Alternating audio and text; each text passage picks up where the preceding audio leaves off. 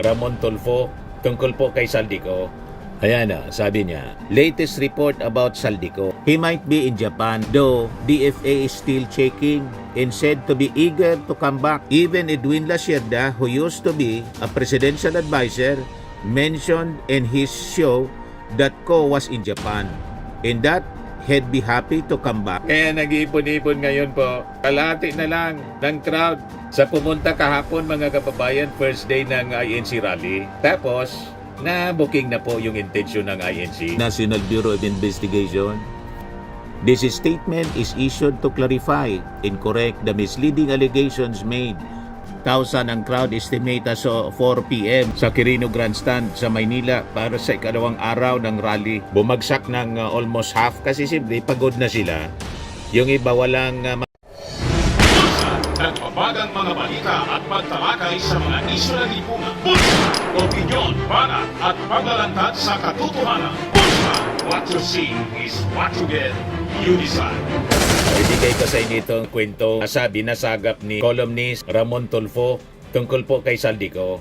Ayan na, sabi niya, latest report about Saldico. He might be in Japan, though DFA is still checking and said to be eager to come back if the anti-Marcos rallies pick up steam. Catch is that not many folks showed up at EDSA and the DDS group was not allowed to join the rally at the Luneta by the Iglesia ni Cristo. Even Edwin Lasierda, who used to be a presidential advisor, mentioned in his show that Ko was in Japan and that he'd be happy to come back if the rallies could get enough critical mass. The rumor mill is a buzz about Gloria Macapagal Arroyo and Amy Marcos talking with Ko to convince him to release a video that would put President BBM and former Speaker Martin Romualdez in a bad light. So yun kwento ni Ramon Tulfo na naghihintay daw ng tamang pagkakataon. Ngayon po, sa latest na report ng mainstream media, ang mga nagtitipon-tipon po, kalahati lang ng pumunta. Kahapon na more than 500,000 yung estimate. 300,000 na lang ngayon ang sinasabing crowd mga kababayan sa Luneta. Napagod na siguro yung mga tao. Kasi yung part 3 ng video po ni Saldico, imbes na bombshell, naging watosi na lang. Ganon din yung video ni Sara kanina. Walang hatak, kaya nag-iipon-ipon ngayon po. Kalahati na lang ng crowd sa pumunta kahapon mga kababayan, first day ng INC rally. Tapos, na-booking na po yung intensyon ng INC. Nakabanta yung Armed Forces, yung PNP, mga kababayan. At yung mga tao, alam na ng taong bayan kung ano ang totoo, ang totoong kwento. Ang kwento nila lahat kasinungalingan. Hindi nag-pick up yung mga kwento ni Marcoleta at gatong ni Mike Defensor. Yung NBI, sinunog agad yung kwento ni Mike Defensor. Yan yung statement ng National Bureau of Investigation. This statement is issued to clarify and correct the misleading allegations made by former Congressman Mike Defensor regarding the supposed beating, unlawful detention, and alleged covert flight of Mr. John Paul Estrada, beside ako Bicol Party List Coast Aid and his wife to Chile. We categorically deny the claims that Mr. Estrada and his wife were beaten or harmed. Number 2, that they were unlawfully held by NBI personnel. And number 3, they were provided with fake passports or flown out of the country to prevent testimony. These allegations are unfounded, unsupported by evidence, and purely speculative. No complaint, report, or medical record exists showing that Mr. Estrada or his wife suffered physical harm. There is no record of their custody under the NBI. We formally coordinated with the Bureau of Immigration and we are currently awaiting the response on the matter. We categorically condemn any false, malicious, or unverified statements intended to undermine the credibility and integrity of our institution. We reaffirm our commitment to transparency, due process, and the rule of law. The Bureau remains fully open to any formal investigation and welcome any legitimate inquiry to establish the truth. We call on Mr. Defensor to present verifiable evidence, not hearsay. Should he persist in making these accusations, as per our communication, Mr. Defensor gave his assurance that he will submit material evidence in support of his claims, and we expect him to honor this commitment. Should the evidence so warrant, the Bureau shall proceed with the appropriate investigative action.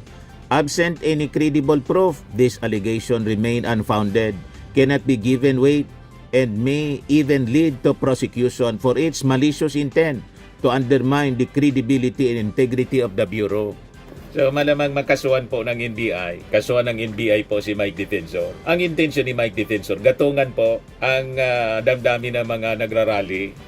Konti na lang po yung dumating. Kalahati na lang po. Yan, estimated crowd 300,000 as of 3 p.m. na lang ang tao sa Quirino Grandstand. O yan na lang po, mga kababayan, ang crowd estimate. Pumalo sa 300,000 ang crowd estimate as of 4 p.m. sa Quirino Grandstand sa Maynila para sa ikalawang araw ng rally. Bumagsak ng almost half kasi simple, pagod na sila. Yung iba walang magamit na CR. Yung iba nabasa sa pagbagsak ng ulan. Anong gagawin mo dyan? Nag-alisa na lang po yung iba. Yung iba siguro nakakubra na din. Yan ang importante. Nag-attendance lang nang makakubra na, umalis na. Sabi, ang budget po 3,000 per day. 9,000. Siguro yung iba, hindi na niya natin nakakayanin. Kung magti 3 days pa tayo. Tapos may na niya yung pasabog. Wato silang niya. Lalo yung statement ni Sara Duterte, walang latoy-latoy. Ito, may statement yung Armed Forces on the malicious resurfacing of a 2024 video on the increase of soldiers' subsistence allowance. The Armed Forces of the Philippines strongly denounces the deliberate resurfacing and distortion of a 2024 video showing a video call involving the Speaker, then Speaker Martin Romualdez, House Appropriations Chairperson Saldico, in the Armed Forces Chief of Staff General Romeo Browner Jr. The old clip taken when Congress approved the long overdue increase of the subsistence allowances of the Armed Forces personnel from 150 to 350 is now being twisted by the stabilizers to insinuate that the Armed Forces has been both controlled or compromised. This narrative is false, reckless, and deeply disrespectful to the men and women in uniform.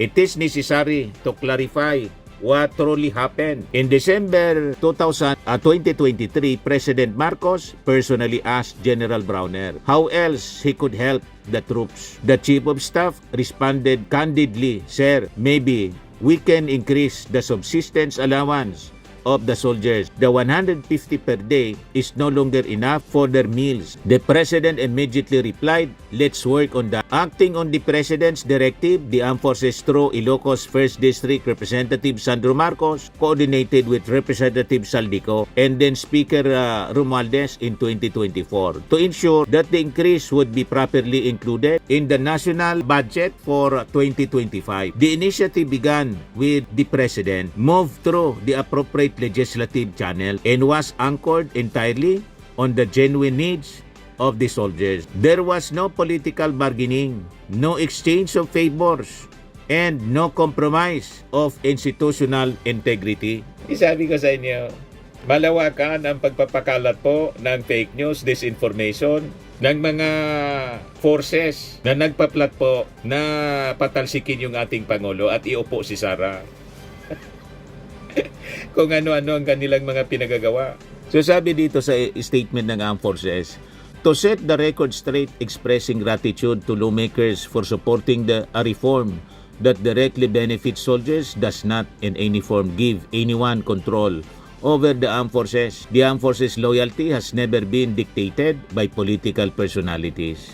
Its integrity does not hinge on who assists in delivering much needed improvements for its people. The Armed Forces mandate is and always will be anchored solely on the Constitution and the Filipino people. The increase in subsistence allowance was earned by our personnel through years of sacrifice, hardship, and unwavering commitment to duty. Behind every soldier is standing guard is a family left behind.